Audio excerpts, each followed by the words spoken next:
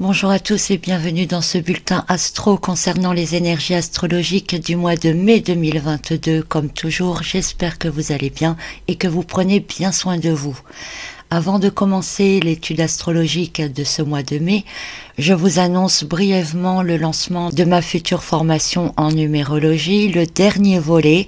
Après le profil de personnalité karmique, le code karmique, le message caché des chiffres saboteurs, eh bien je vous présente maintenant le chemin de vie. L'ultime volet donc de cette série de 4 formations qui vous permettra ici de déterminer votre chemin de vie, de le comprendre dans tous les détails et même en plus d'analyser les grandes périodes de vie et pouvoir aussi déterminer au jour le jour les jours qui vous sont favorables ou non. Voilà, donc cette formation sera disponible dans le courant du mois de mai. Si tout va bien, elle sera finalisée et il y aura donc une période de préinscription. Donc les préinscriptions, ça vous permet d'avoir accès en fait à l'ensemble de la formation à un tarif plus bas, évidemment. Voilà. Bien, alors démarrons ce bulletin astro du mois de mai 2022. Des énergies qui vont nous entraîner vers de profondes transformations en imposant de nouvelles choses ou en mettant en réalité en place ce qui semble prévu depuis longtemps. Au mois de mai, on se laisse emporter.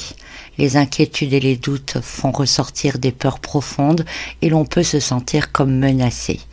La période est à la revendication, l'emballement est réactionnaire et la compréhension est souvent manipulée.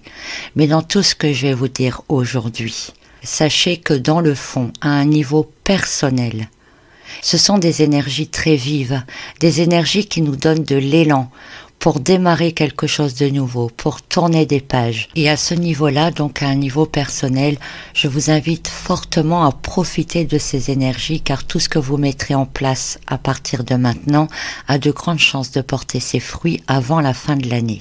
Voilà donc pour la note positive. Dans notre toile de fond du mois de mai, nous avons l'énergie du cycle lunaire en taureau qui démarre le 30 avril. Nous avons toujours le sextile Neptune-Pluton, ce n'est pas nouveau, la conjonction Jupiter-Neptune qui est toujours en cours et le sextile Jupiter-Pluton dont je vous avais vaguement parlé lors du bulletin précédent. Le cycle lunaire en taureau démarre donc le 30 avril. Ce sera la nouvelle lune, donc bien que gratifiant et offrant de nombreuses possibilités à un niveau personnel, comme je vous le disais juste avant, ce cycle lunaire peut toutefois présenter des troubles au niveau de la société en ce mois de mai. Je vous ai fait un article complet sur cette nouvelle lune en taureau que vous pouvez trouver sur mon blog. Pour résumer, alors que le taureau aime la stabilité et la sécurité, eh bien les énergies environnantes, par la conjonction de la Lune avec Uranus et son sextile avec Mars, peuvent engendrer la sensation de perdre pied, d'être très instable, que tout s'enchaîne et que l'on ne sait pas vraiment vers quoi l'on va. Des énergies qui permettent de prendre un virage important, mais aussi d'installer de nouvelles réformes qui s'implanteront définitivement. En effet, dans la toile de fond, le fameux sextile entre Jupiter et Pluton envoie une énergie de transformation intense mais définitive, ne laissant pas vraiment de choix. Cet ensemble développe aussi les doutes et l'anxiété, surtout par rapport à ce qui semble s'installer puisque tout ce qui se dévoile semble à présent s'implanter pour une très longue période. L'avenir peut sembler incertain et nous ressentirons probablement des signaux intérieurs qui nous font penser que quelque chose ne va pas. Cependant, cet ensemble de configurations développe aussi de multiples contradictions, permet également de se voiler la face, de chercher des excuses. En réalité, c'est surtout une sensation d'impuissance ou de perte de contrôle qui motive la plupart des actions orientées dans le sens de vouloir se rassurer. Si la conscience collective subit, elle, une expansion importante, en parallèle, elle ouvre la porte à beaucoup de choses pouvant aussi être source d'inquiétude, d'angoisse et de conflits intérieurs. On perd confiance, on tente de s'accrocher ou de se raccrocher à ce que l'on peut, et notamment aux idéaux. Des idéaux sur la liberté, sur ce que l'on ne veut plus, sur ce que l'on veut plus que tout, En gros, on veut bien croire, on veut bien faire confiance, simplement parce qu'on perd pied, allant même jusqu'à ignorer les signaux intérieurs, notre instinct. Au cours de ce mois de mai, Mercure aura aussi une grande importance, car sur les énergies que je viens de vous décrire, Mercure va ajouter un long sextile avec Jupiter et un long trigone avec Pluton. Une double configuration déjà présente dans la dernière semaine du mois d'avril et qui se poursuivra jusqu'au 28 mai avec Jupiter et jusqu'au 19 juin avec Pluton. Mercure, il est entré dans le signe des Gémeaux à la toute fin du mois d'avril. Il définit un esprit ouvert et curieux de tout. Sa communication est claire et franche. Elle se libère même, d'une certaine manière. C'est un Mercure qui sait employer les bons mots et convaincre facilement. Il sait également s'adapter à tout type de personnes ou de situations. Mais dans les 9 premiers jours du mois, Mercure est un peu comme en stand-by, puisque sa rétrogradation se prépare. Il peut alors être plus convaincant, plus obstiné, plus grincheux. L'envie de convaincre est renforcée. Son trigone avec Pluton peut le pousser à faire remonter des souvenirs, des angoisses, des peurs, des faits passés qui étaient dérangeants, pour nous pousser à nous mettre face à une évidence. Et en parallèle, son sextile avec Jupiter déploie sa communication, son choix judicieux des mots. C'est un orateur hors pair ou un beau parleur. C'est donc une période dans laquelle on peut rappeler à notre bon souvenir tout ce que nous avons traversé ces derniers mois. De pointer les origines, de développer les contradictions, d'entraîner le doute intelligemment. Et nous laisser penser que ce qui est proposé est la seule solution. Et même si cela peut sonner faux parfois, on peut se sentir blessé, mais on s'accroche aux solutions qui pourraient être apportées dans la foulée de manière extrêmement persuasive. Dans le milieu du mois, Mercure commence sa rétrogradation dans le signe des Gémeaux.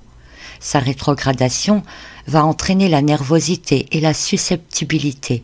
Il est également plus difficile de tout comprendre, de suivre les événements ou de rattacher les idées entre elles. Rien ne semble avoir de sens, alors on se fait balloter à droite, à gauche, jusqu'à perdre le contrôle de ce que l'on pense. Comme si on nous retournait le cerveau. L'intuition est là pourtant, et intérieurement, il semble que des signaux s'allument, clairement. Mais la puissance oratoire et convaincante de Jupiter est toujours présente et on peut se laisser manipuler. Cela est d'autant plus important à comprendre que le 11, Jupiter va entrer dans le signe du Bélier, dans lequel il va prendre des initiatives importantes, être un meneur hors pair. Tout s'accélère, prend de l'ampleur, on se sent presque obligé de suivre et de faire confiance. Alors que Mercure rétrograde en Gémeaux et que Jupiter sera en Bélier, l'intolérance et l'impatience seront aussi très prononcées. On agit, on réagit vite sans avoir compris le fond des choses. Dans la dernière partie du mois de mai, Mercure poursuit sa rétrogradation, mais il est de retour dans le signe du Taureau. Il est alors plus têtu, plus obstiné, plus enclin aussi à la dissimulation. Les excès ne sont pas rares, il en fait tout un pataquès. Et tout ce qui s'installe le restera longtemps. Les transformations à cette période sont concrètes et irrémédiables. Ce Mercure qui rétrograde en Taureau, en sextile à Jupiter, développe l'ego et est encore plus convaincant et déterminé. À partir du 19 mai et pour une période d'1 mois environ, s'installera également un carré entre Mercure et Saturne. Un carré qui va renforcer notre difficulté à comprendre clairement les choses et à ne pas en voir le sens caché. Un carré qui augmentera une détermination déjà très puissante, ne laissant alors absolument aucun choix tout en imposant ses idées et ses croyances.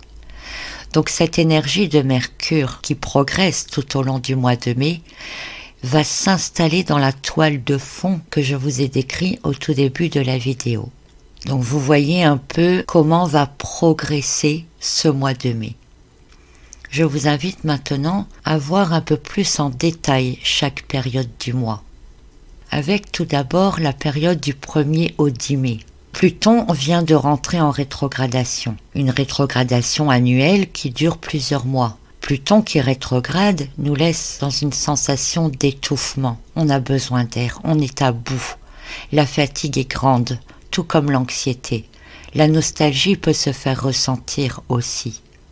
Si, à un niveau personnel, la rétrogradation de Pluton permet de revenir sur des émotions passées, de pouvoir en déterminer l'origine et tenter de s'en guérir, à un niveau plus global, son énergie pousse l'ensemble du groupe autant dans les révélations, surtout associées ici avec Jupiter en sextile, que dans la dépression.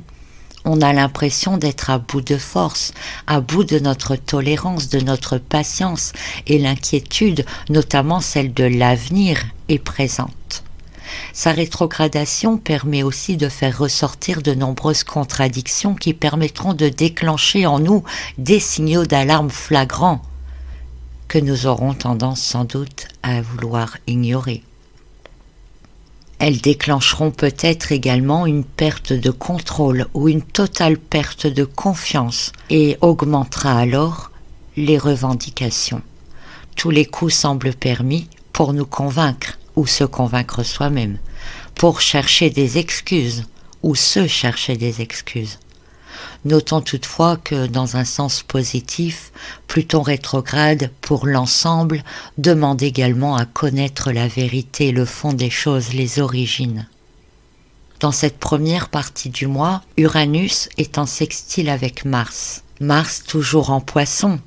Il rend opportuniste, il est idéaliste, il est toujours dans son esprit de sauveur. Ce sextile lui permet des actions rapides, souvent sous le coup des émotions, sans vraiment calculer quoi que ce soit. Il fait ce qu'il a envie. Il transforme les uns en défenseurs et entraîne aussi les autres dans une forme de résignation ou d'acceptation. Nous avons aussi une conjonction entre Vénus et Jupiter, suivie tout de suite de l'entrée de Vénus dans le signe du Bélier. Elle est conjointe donc à Jupiter et à Neptune au tout début de mois et elle est transportée dans son idéal, dans ce qu'elle veut avant tout. Et bien que son intuition est développée et qu'elle allume des signaux grâce à de forts ressentis, elle se laisse en même temps bercer par les illusions et les fausses promesses et a donc tendance à ignorer les signaux. Elle est également en sextile donc avec Pluton, un sextile qui toutefois éveille les soupçons chez certains, mais qui pourrait aussi renforcer l'envie de pouvoir chez d'autres. Ces positions de Vénus prennent fin entre le 6 et le 8 mai, puisque Vénus entre dans le signe du Bélier dès le 3 mai. Vénus en Bélier, ça change d'énergie. Ici, elle a un fort désir de liberté et d'indépendance. Et elle l'a encore plus si elle l'a fortement idéalisé lors de son passage dans le signe des Poissons. Elle veut du neuf, découvrir des choses nouvelles, s'intéresser à d'autres choses, tourner la page, se tourner vers l'avenir, être libre. Elle peut augmenter l'impulsivité et même utiliser l'opportunisme de Mars en sextile avec Uranus pour parvenir à ses fins, tout en associant cet opportunisme à un charisme très puissant. C'est durant cette période que Mercure en Gémeaux, toujours en marche directe ici, est convaincant, obstiné, trouvant les mots pour s'adresser aux autres, ayant réponse à tout, trouvant toutes les solutions nécessaires, sachant s'adapter en fonction des personnes auxquelles il s'adresse. Il a des projets grandioses qu'il tente d'imposer par n'importe quel moyen. Puis, dans cette première partie du mois, il y a encore un événement important, c'est une conjonction entre le Soleil et Uranus le 5 mai. Alors que le début de mois est placé sous la force persuasive, sous l'impulsivité et l'opportunisme, sur un fond d'inquiétude et de perte de repères, s'ajoute cette conjonction entre Soleil et Uranus. Une conjonction qui développe à la fois la rapidité des événements ou des actions, qui donne la bougeotte, qui donne l'envie de revendiquer, de s'exprimer haut et fort. La jeunesse pourrait être mise en avant, agissant par idéalisme. On peut imaginer qu'en début de mois, on annonce des réformes ou que des décisions soient prises qui puissent déclencher de grandes revendications. Dans la deuxième partie du mois, du 10 au 18 mai, on commence le 11 mai avec la rétrogradation de Mercure dans le signe des Gémeaux, conjuguée en même temps avec l'entrée de Jupiter dans le signe du Bélier. Dès le 11 mai, donc, tout semble s'accélérer d'un coup et des choses nouvelles se mettent en place. Mais avec Mercure qui commence à rétrograder, eh bien on n'arrive pas à tout comprendre ou à tout suivre. Puis le 13 mai, il y a une conjonction entre le Soleil et le nœud nord. La conjonction se produit en maison 11 pour Paris, en France, le 13 mai donc. Certaines choses peuvent alors encore prendre beaucoup plus d'ampleur parce qu'elles provoquent des pics d'énergie, cette conjonction. Et il est intéressant de noter que cette date du 13 mai, correspondant à une conjonction entre le Soleil et le nœud nord, c'est ce vers quoi on va, hein. Eh bien, elle correspond parfaitement avec la date officielle de la prise de pouvoir officielle du président de la France. Donc même si notre président n'a pas changé, son précédent mandat, normalement, devait prendre fin officiellement le 13 mai, date que j'avais reliée à la lame du diable du tarot.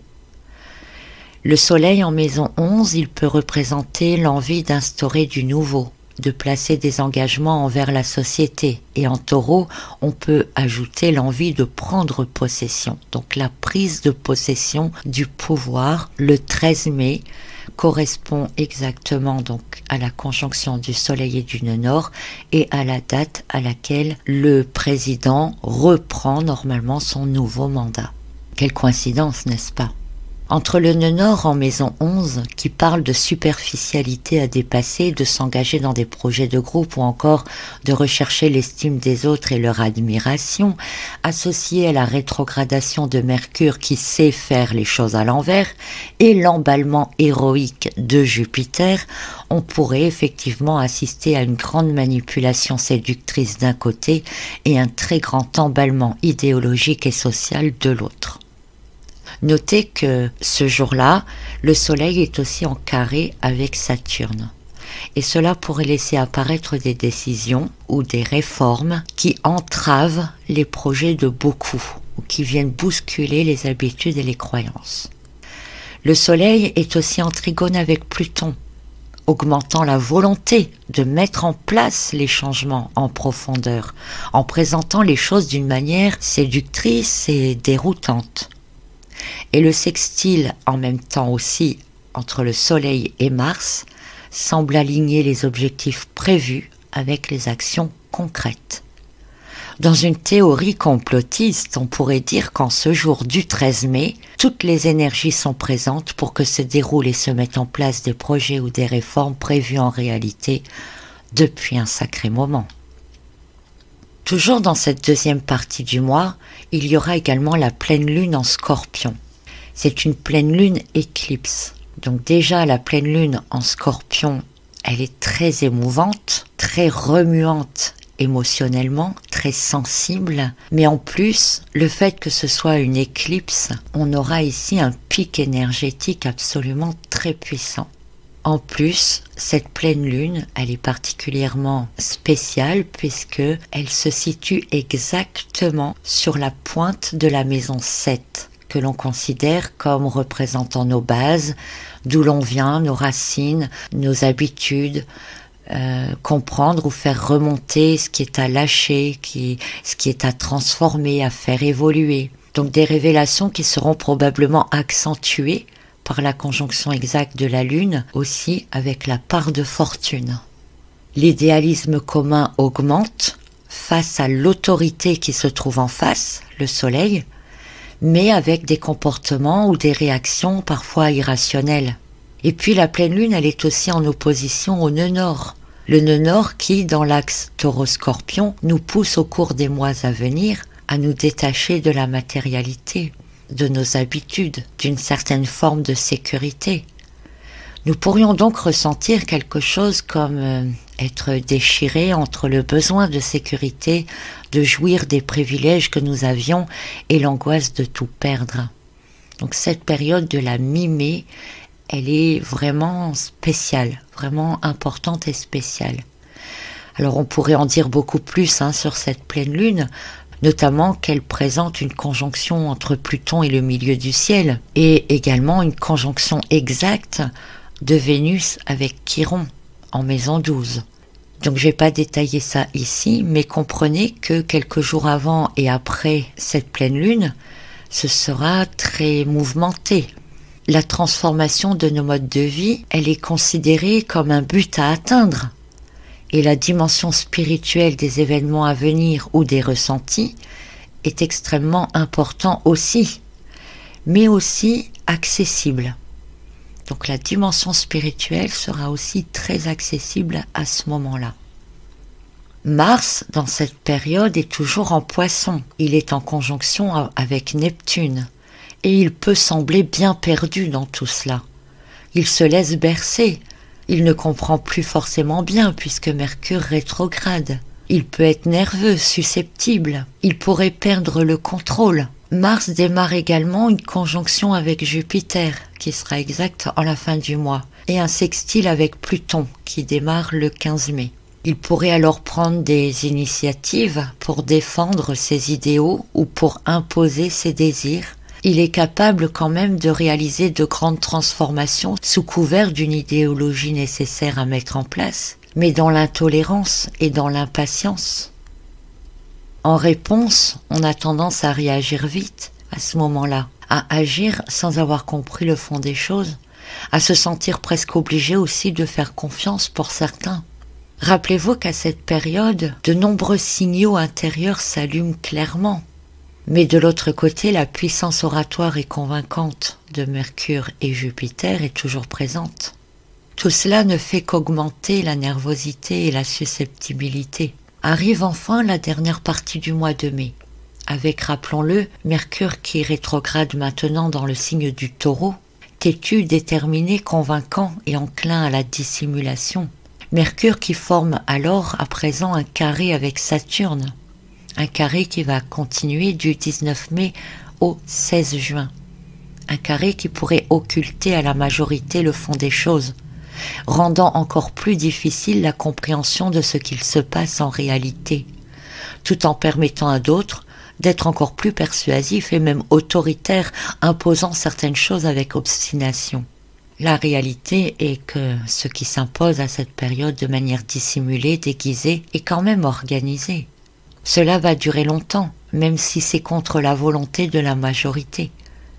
Notre discernement à nous est trop confus pour comprendre ou faire la part les choses comme il devrait l'être, et la plupart n'y verront que du feu. Le risque est de donner des consentements inconscients. Pendant ce temps, Mars entre dans le signe du Bélier, dont il est maître. Il rejoint Jupiter. Il forme un duo brûlant. Ces deux astres ont dans ce signe une puissance particulière d'audace, de réactivité, d'impulsivité. Les événements vont s'accélérer, ils seront directs, et les réponses instantanées. C'est une double puissance capable d'instaurer de grandes transformations, rapidement, d'autant plus que Mars forme un sextile avec Mercure entre les 19 et 28 mai. Cela va encore rehausser le pouvoir de décision, de directive, d'initiative. Une période où l'influence environnante est très forte, où la pression est grande, où le pouvoir de persuasion est lui aussi décuplé. Et le sextile entre Jupiter et Pluton qui est toujours présent, associé à un sextile entre Mars et Pluton, attendons-nous à des décisions radicales, très fortes, qui auront un impact important, des actions qui auront des répercussions plus tard et qui transformeront probablement notre quotidien sur du long terme. Si l'on consent à ce moment-là, on ne pourra absolument plus rien changer, j'ai envie de dire. Vénus, elle est en sextile avec Saturne, du 19 au 29 mai. Franche, directe et impulsive, elle aussi, elle semble savoir ce qu'elle veut et fait tout pour l'obtenir. En parallèle, elle est en carré avec Pluton, du 20 mai au 2 juin. Un carré qui développe le besoin d'être écouté, comblé et qui peut pousser à ne pas voir la réalité telle qu'elle est. De faire confiance en pensant que tout peut changer, et là est un danger. D'autant plus qu'à ce moment, Mercure rétrograde en Taureau forme un sextile à Neptune, peut entraîner dans les déceptions, rendre l'esprit vulnérable, déconnecté de la réalité, ou donner l'occasion de se voiler la réalité, de se voiler la face une fois de plus. C'est donc à partir de la mi-mai jusqu'à fin mai, et même jusqu'à début juin, une période très délicate, très déterminante pour la suite de notre histoire.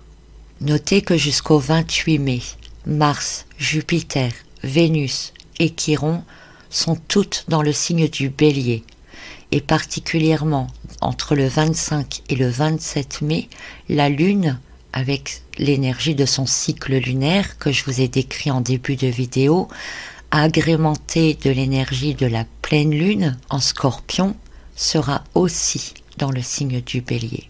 La toile de fond astrologique est donc extrêmement puissante en ce mois de mai et semble avoir pour but de transformer notre société de manière définitive.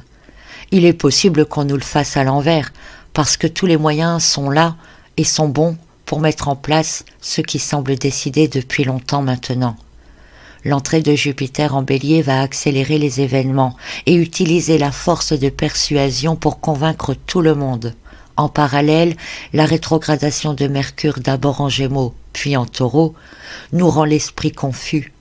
La tendance générale est d'agir ou réagir vite, sans avoir compris tous les tenants et les aboutissants, et cela sur un fond d'épuisement, de nostalgie et de sentiment d'impuissance, poussé et motivé par la peur de l'insécurité et du manque de moyens. Il ne serait pas étonnant que certaines décisions concernent encore notre pouvoir d'achat. Donc tout cela n'est pas forcément très gai, je vous l'accorde une fois de plus, j'en suis désolée, je n'y peux rien, ce n'est pas moi qui place les étoiles dans le ciel, je vous rappelle simplement que toutes ces énergies de transformation, de virage à 180 degrés possibles, peuvent être une très bonne source pour chacun de vous, pour mettre en place des choses nouvelles dans votre vie, pour tourner des pages, pour semer de nouvelles graines, afin de vous construire un avenir meilleur, quelque chose de différent, en tout cas si c'est ce que vous souhaitez. Voilà donc pour ces énergies du mois de mai, je vous remercie de votre attention et de votre écoute.